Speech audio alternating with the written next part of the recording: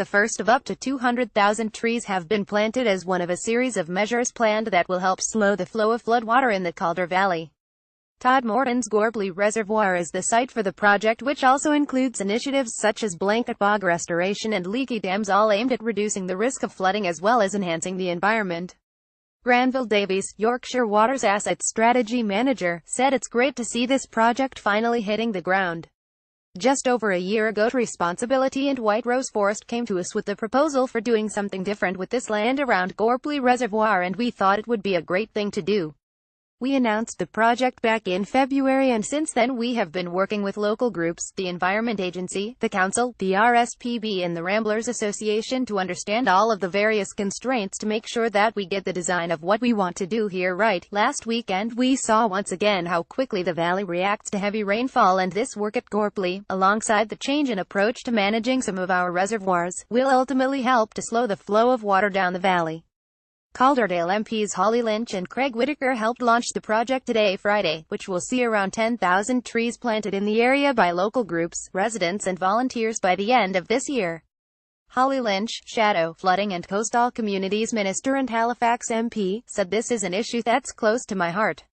It's been great to see Yorkshire Water really get into this flood management work, and they've been working with different groups and volunteers to deliver some of these schemes. We really hope that we never see that level of devastation that we saw in 2015 on Boxing Day again, but all of these smaller schemes all start to make a difference.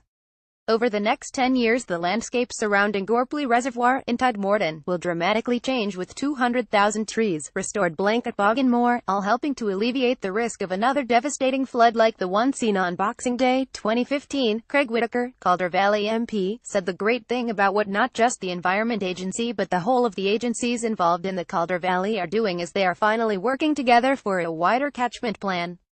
It's not just about building concrete defenses down in the lower valley, but it's about doing things like this too: restoration of the peat and the bog, and of course tree planting.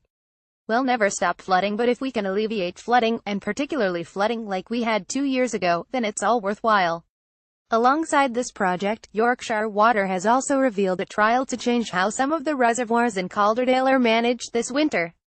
The trial will involve a reduction in the levels in some of the reservoirs above Hebden Bridge to allow for flood storage, and if successful it could lead to a change in how the reservoirs operate. Councillor Tim Swift, leader of Calderdale Council, said we welcome and support Yorkshire Water's announcement today of the pilot proposal to manage reservoirs in Calderdale to reduce flood risk across the borough. The council has been lobbying consistently on this issue since Boxing Day 2015 to ensure all partners work together to reduce risks to local people and enhance our resilience, and we are pleased that Yorkshire Water has now taken this action. Methods such as tree planting and reservoir management are important ways to reduce flood risk, and we are totally committed to keep working with partner organizations and volunteers to protect residents and businesses. Councillor Barry Collins, Calderdale Council Cabinet Member for Regeneration and Economic Development, added, "We are absolutely delighted to hear that Yorkshire Water will carry out a trial period during the winter in the reservoirs above Hebden Bridge. We look forward to the results, and I'm absolutely convinced that if Yorkshire Water can overcome all the technical challenges involved, there is a real potential in reducing the speed of the flow of the main river through the Calder Valley." Yorkshire Water wouldn't disclose how much the scheme is costing, but it is being funded by Yorkshire Water, DEFRA, and the Woodlands Trust.